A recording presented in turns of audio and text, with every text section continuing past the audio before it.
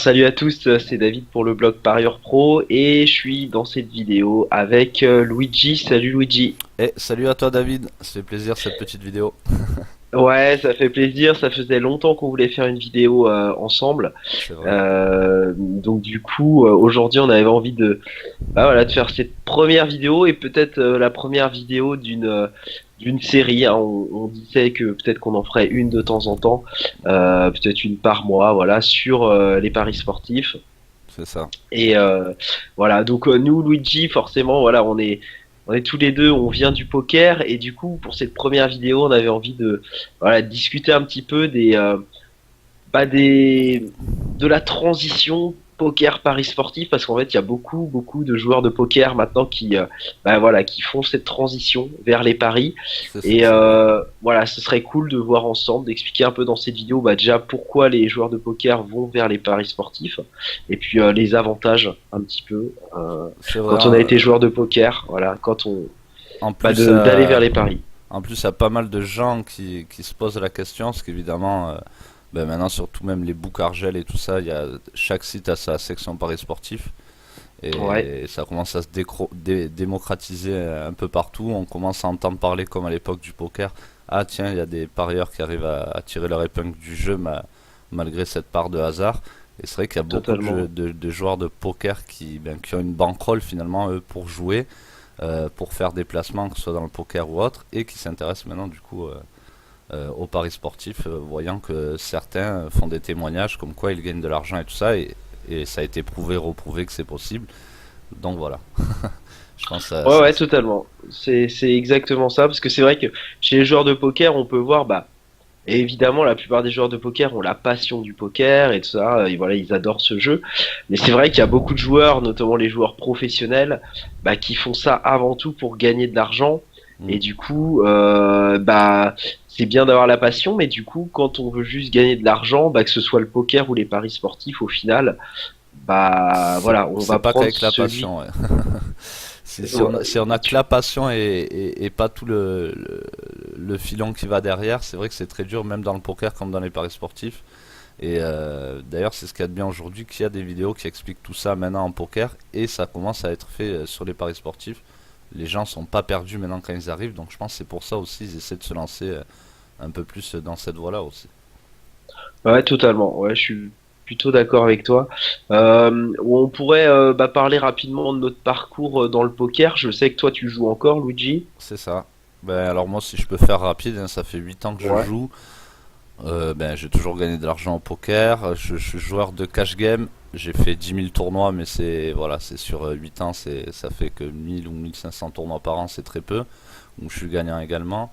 Et voilà, ben, comme certains joueurs de poker, je me suis dit pourquoi pas les paris sportifs. J'ai contacté les bonnes personnes et ça s'est bien passé pour moi depuis. Voilà. J'ai même pris des Ok. raccourcis par rapport au poker où j'avais mis longtemps avant de contacter un coach. Ouais. Et voilà, de cette expérience-là, ça m'a fait gagner du temps et arriver tout de suite à gagner au paris sportif. Ok, d'accord. Et là, donc aujourd'hui, toi, t'es à la fois joueur de poker pro et à la fois tu fais des paris sportifs. Du coup, là, tu Voilà, fais les deux, quoi. c'est ça. Ok. Je suis plus Ouais, ouais. encore dans le poker, mais voilà, j'essaie de migrer, comme on dit. Ok, ouais, ouais. Je comprends. Bah, moi, de mon côté, j'ai été joueur de poker pro durant plusieurs années. NL50, NL100 jusqu'à la NL200. C'est surtout NL50, NL100 essentiellement en cash game aussi.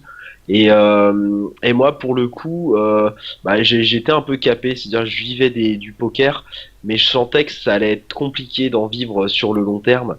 Et du coup, j'ai assez rapidement quand même switché vers les paris qui me semblaient, de toute façon, on va en discuter dans cette vidéo, mais qui me semblait quand même plus propice Pour, voilà, pour gagner plus d'argent et plus sur le long terme, quoi. et pour l'avenir, peut-être. Ouais, tu t'es dit peut-être à un moment, Et carrément. va falloir que Ouais, je carrément, switch. en fait, ouais, c'est ça. À un moment donné, j'avais l'impression de perdre mon temps, en fait, en jouant au poker, Mhm. en me disant que ça allait être très, très compliqué, de monter plus haut pour vraiment très bien en vivre. Et c'est vrai qu'au vu du niveau qui augmentait, et ouais, justement, on peut parler de ça, justement, pourquoi aujourd'hui, C'est ça. les joueurs de poker ont tendance à switcher vers les paris sportifs. Voilà. Qu'est-ce que t'en penses, toi, Luigi? Ah ben, à quel moment c'est judicieux de l'être, en fait, parce que ça peut être bien pour tous, mais ça peut être plus ou moins judicieux. Disons que voilà, je pense qu'à partir d'aujourd'hui en NL 100 ou plus, on va dire à partir de la NL 200 par exemple, c'est très Ouais, compliqué d'arriver à NL 200 et d'être gagnant. ouais. Hmm. Donc voilà, ceux qui gagnent un petit peu en dessous, voilà, ça peut être judicieux pour eux de switcher dans les paris parce qu'ils n'auront pas à justement mettre des heures de travail tous les jours à juste apprendre, se faire coacher, payer des coachings pour essayer, je dis bien essayer d'aller battre une NL 200. Bien sûr, ouais. Le problème c'est que si ça marche pas, ben, ils n'auront pas spécialement fait de bénéfice parce que s'ils vont tester la 200, ils pourront pas jouer leurs limites spécialement habituelles pour faire leur mois. Hmm. Ils vont voir qu'ils n'y arrivent pas, ils vont voir qu'ils vont continuer NL50, NL100. Tout joueur de poker a envie, à un moment, je pense, de monter plus haut pour gagner plus. Voilà, ils espèrent faire des chiffres des mois à 5 chiffres, comme 10 000 € par mois, et ça passe Bien sûr, par la 200. complètement. Ouais. Et donc voilà, ils se disent, bon, ben, au lieu de passer ma vie à apprendre, apprendre, alors que rien n'est sûr derrière, et que c'est très très compliqué maintenant parce que tout le monde apprend à côté aussi et les joueurs de 200 plus sont vraiment pas des joueurs amateurs ou qui rigolent avec le poker, ils savent des choses que certains n'imaginent même pas. Certains, là c'est judicieux je pense de, ben, voilà, de mettre nos gains poker voilà, de la NL50 ou 100 ou 30 ou 20, je sais pas quelle limite vous bloquez, pour les investir dans un capital pour les paris sportifs qui demandera moins de temps et qui sera beaucoup plus facile Ouais. à gérer, Ah ouais. même Je niveau suis. mental. Ouais, je suis totalement d'accord avec toi. Bah, disons qu'après, aujourd'hui, ce que pour les gens qui connaissent pas forcément, par exemple, le monde du poker ou ce qu'il faut expliquer, c'est vrai que bah, c'est exactement ce que tu dis. Aujourd'hui, le niveau du poker a énormément augmenté sur les dernières années, même sur les 10 dernières années. C'est-à-dire Exact. qu'aujourd'hui, je sais pas, mais quelqu'un qui est en NL 50 aujourd'hui, NL 50, NL 100, donc en cash game avec des limites de 50 euros et de 100 euros, bah, il joue peut-être le niveau d'un joueur de poker qui était peut-être il y a 10 ans en NL 1000, tu vois. Enfin, je serais Exactement. pas étonné du tout, C'est tu vois, ça. Voire même NL tu vois, 2000. Voire voire même Lug. NL 2000, parce que quand on regarde des vidéos de joueurs de poker pro qui jouent en NL 2000 il y a 10 ans, bah c'est des moves voilà, ils faisaient des stratégies qu'on connaît très bien aujourd'hui et qu'un joueur de NL50 applique largement aujourd'hui. Voilà. Et même C'est même un qui contre. standard, quoi. Et même qui contre. Ça veut dire qu'il a encore. Je pense que même le niveau aujourd'hui de la 50 et de la 100, ça va jusqu'aux plus hautes limites FR de l'époque, c'est-à-dire peut-être la Ouais, 5000. ouais, Parce ouais. que tous ces moves-là ont été contrés, et c'est ce qui prouve que ça allait très très loin. Parce que Ça allait très loin. quelqu'un qui gagnait. Enfin, avant, si on était nul au poker, on gagnait 4000, 5000 € par mois. C'était presque un mauvais mois, quoi. Ouais, bien sûr, bien Donc, sûr, bien ça n'a sûr. rien à voir. C'est vrai que il y a vraiment des joueurs pros qui se sont gavés entre guillemets, hein. Ouais. Tant mieux pour eux. Hein. Ils sont arrivés au bon moment, ils ont appris le poker au Mm. bon moment. Et aujourd'hui, la différence, c'est que bah beaucoup de sites de coaching de poker sont sortis. Tout le monde s'est mis à apprendre ce jeu et du coup, bah, aujourd'hui, pour un joueur de poker pro, bah il se retrouve à des tables où bah les joueurs en face savent aussi jouer. C'est Et quand ça. les joueurs en face savent jouer, bah forcément, on gagne beaucoup moins d'argent C'est parce ça. qu'on a un moins gros avantage sur eux.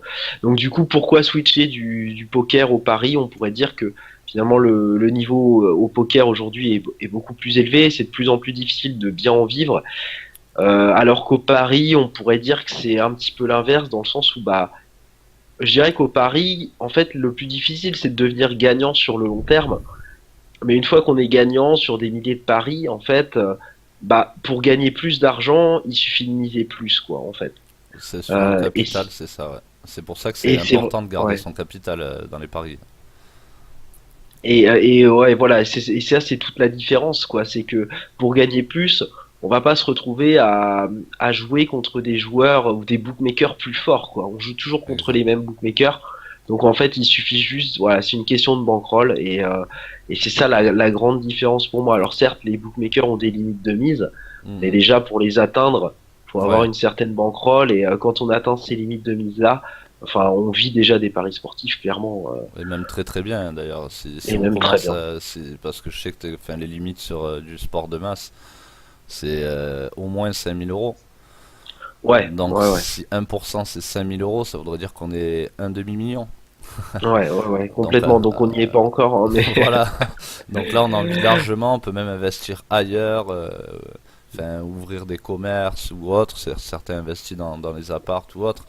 Donc C'est je ça. pense que voilà, il n'y a pas de limite et surtout le gros avantage qu'il y a, c'est que voilà, vous allez arriver dans les paris sportifs, vous allez voir quelqu'un de compétent comme David par exemple, il vous explique le fonctionnement. Voilà, si vous avez un bon mental, une bonne gestion de bankroll et que vous venez du poker, vous comprenez tout ça. Et effectivement, directement, vous allez commencer à faire bien les choses. Comme on dit au poker, on peut perdre et bien jouer ou gagner et avoir mal joué. Donc au début, C'est ça. peut-être, faut pas se mettre de pression. Ça peut perdre un peu au début. Ça veut pas dire qu'on a mal joué ou bien joué. Si vous allez voir quelqu'un de compétent, il vous explique et tout roule. Tandis qu'au poker, vous allez devoir travailler peut-être 3 heures de coaching par semaine à payer à au moins 100 euros de l'heure, devoir faire des exercices, des travails de range à côté du travail hors des tables, aller jouer des heures aux tables, ce que vous faites pas dans les paris sportifs par Mm. exemple, ce qu'on fait pas C'est sûr. parce qu'on prend les paris des tipsters et puis voilà, les gens confondent des fois être parieur, faire des paris d'une manière professionnelle. C'est pas forcément faire nos propres paris. C'est certainement pas ça la meilleure tactique d'ailleurs. C'est pour ça que c'est facile. Parce qu'une fois que vous avez Clairement. l'astuce, voilà, vous avez juste qu'à suivre. Et les joueurs de poker ont du mental, donc Ouais. savent gérer les moments les plus durs dans les paris en tout cas. Ouais, complètement. Mais c'est ça. Ben, alors, moi, de mon expérience, quand même, j'aurais tendance à dire que c'est quand même plus dur de devenir gagnant au paris sportif qu'au poker. Alors, je sais pas, peut-être que toi, tu l'as vécu différemment.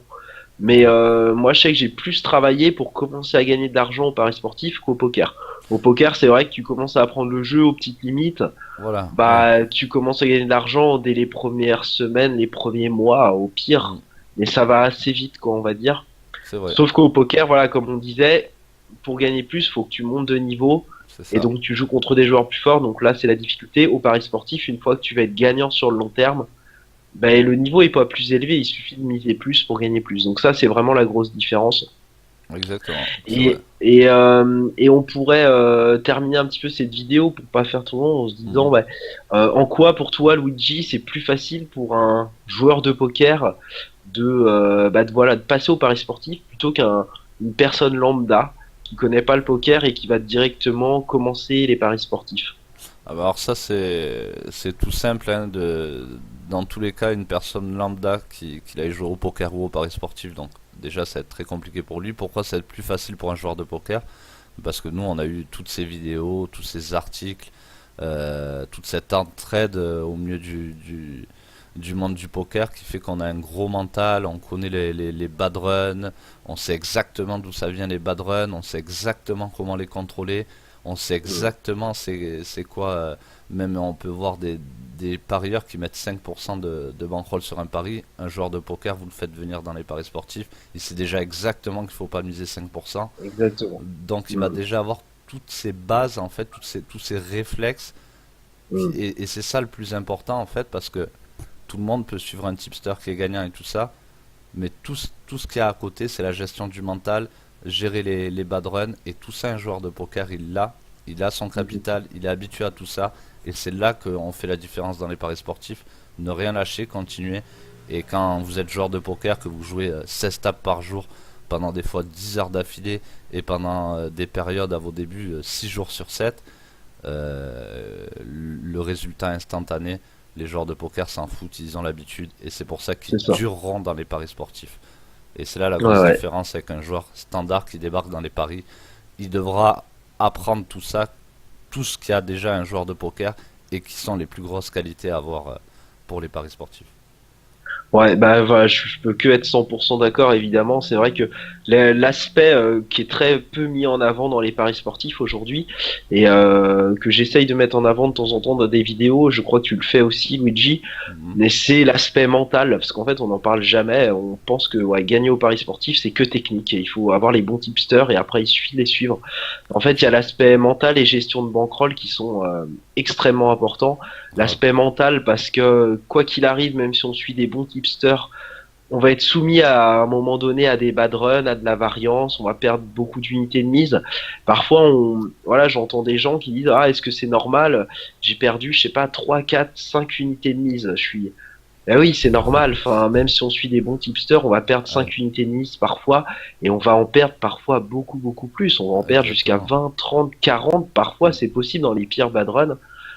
Et Et ça, c'est un joueur de poker l'a déjà vécu. Il Mm. a déjà vécu des courbes qui allaient, bah voilà, qui montaient très haut, et puis des courbes qui descendaient c'est très ça. bas. C'est standard, c'est normal, quoi. Exactement. Ouais, c'est pour ça d'ailleurs qu'on fait une bonne gestion de bankroll dans les paris pour pouvoir encaisser ces swings. Donc on ne devrait pas être Exactement. surpris de perdre 10 unités ou 20 unités, logiquement. Exactement. Et du coup, le deuxième point, c'est effectivement la gestion de bankroll. Ça découle de la variance.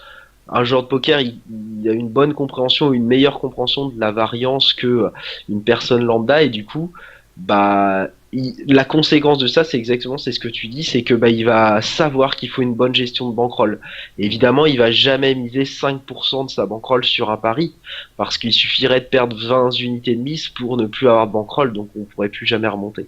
C'est ça. Donc, d'une manière générale, il va jouer autour de 1% de sa bankroll, parfois moins, hein. C'est très bien de Parfois jouer moins. moins, hein. Ouais. C'est plus safe. Moi, ça me pose pas de problème. Je trouve ça même, je trouve ça même bien. Donc, du coup, il va avoir une gestion de bankroll assez rigoureuse, C'est assez ça. safe quand même. Ils vont tout de suite comprendre pourquoi là c'est pas bon dans la gestion du tipster de sa bankroll, alors que des fois même le tipster n'en a pas conscience. C'est ça, c'est ça. Et c'est vrai que c'est marrant parce que des fois, on voit des tipsters. Alors pas forcément dans les très bons tipsters hein, qu'on Mhm. suit, mais on voit des tipsters peut-être un peu plus parce que voilà, tout le monde peut être tipster aujourd'hui. Hein, il suffit de C'est ça. proposer ses pronostics et on voit des tipsters parfois voilà, qui proposent des paris à 5 ou voire 10%. Ça Mhm. m'arrive d'en voir qui proposent 10% de sa bankroll à miser sur un pari. Mhm. Bah, évidemment, c'est pas possible quoi. C'est C'est ça. aberrant. On finira de toute façon par tout perdre à un moment donné en jouant de cette manière. C'est obligé. Exactement. Et puis c'est pour ça qu'on disait que la gestion de bankroll c'est quand même lié au mental. Préparer sa gestion de bankroll par rapport au mental qu'on a nous, parce qu'on se connaît Ouais. en tant que joueur de poker par exemple, on va préparer cette gestion de bankroll par rapport au mental qu'on a aussi. Ah, si on sait que perdre Ça. 10 unités ça fait mal, ben on divise la mise des tipsters par deux, on aura peut-être deux fois moins d'évolution de bankroll, mais au moins on pourra continuer à gagner de l'argent dans les paris. Voilà. Ouais. Faut savoir Non, non. gérer sa gestion par rapport à son mental aussi. C'est ce que, voilà, les joueurs de poker le savent très bien. Les joueurs Ouais. lambda, tous les joueurs lambda ne le sauront pas directement. Ils auront besoin voilà, de poser des questions à des gens dans le milieu pour être sûr de leurs choses, alors que nous on en est sûr directement. Bien sûr, non, non, mais c'est tout à fait ça. Et puis il y a l'aspect, comme tu disais aussi, l'aspect court terme. Mhm. C'est vrai que quand on commence dans les paris, quand on n'a pas trop une notion de la variance, on a peut-être tendance à penser qu'on va gagner quasiment tous les jours. C'est On va ça. être en positif tous les jours ou alors toutes les semaines. Ou tous les mois même. Oh, Tu dois avoir beaucoup de ouais, questions enfin, un joueur de poker vient te voir, on va pas te demander combien je peux retirer par mois. Jamais tu auras eu cette c'est ça, question-là. exactement. C'est Euh, ça, un ouais, joueur standard, il va te dire tu penses que je rentabilise mon premier abonnement ce mois-ci et combien je peux retirer par mois? Enfin, c'est une ouais. question auquel personne peut répondre d'ailleurs.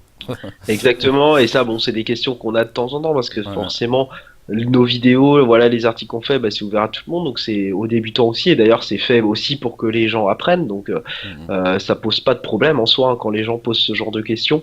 Mais effectivement, c'est là où on voit la différence entre une personne, voilà, qui comprend que maintenant, on va pas dire tous les mois je me retire tant d'argent si je suis joueur de poker pro, si je suis parieur pro. C'est Ça ça. va être des résultats sur plusieurs mois, sur même une année en fait. Hein, ça va être à peu près des résultats à l'année. Sur une année, tu peux dire ok, j'ai gagné tant cette année.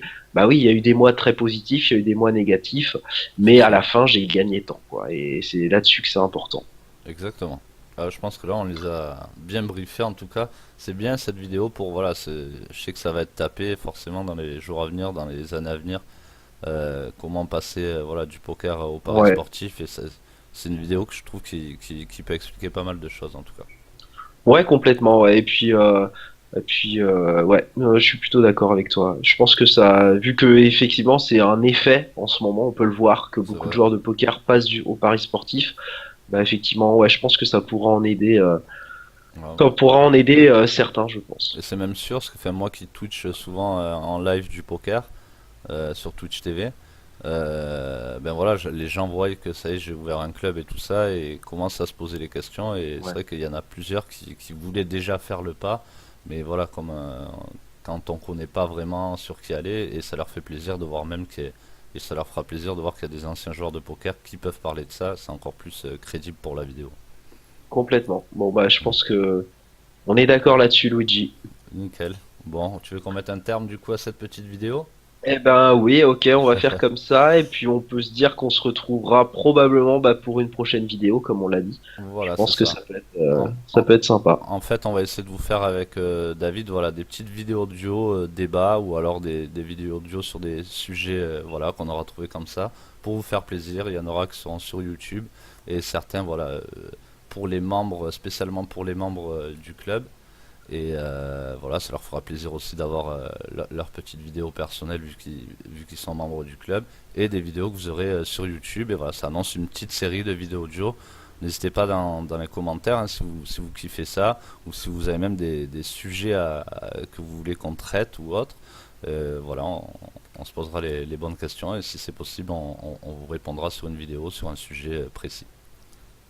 Totalement d'accord avec toi. Ouais, si vous avez des questions, évidemment, c'est toujours plus sympa de pouvoir y répondre. Au moins, on a des sujets, on est sûr que bah voilà, ça intéresse les gens, puisque Super, nickel. puisque c'est des questions que vous vous posez. Voilà. Au top. Eh bien David, je te remercie pour cette vidéo. Eh ben, c'est moi qui te remercie, Luigi, et puis je te dis à très bientôt alors. À plus David, à bientôt. Bye bye. Salut à tous. Salut.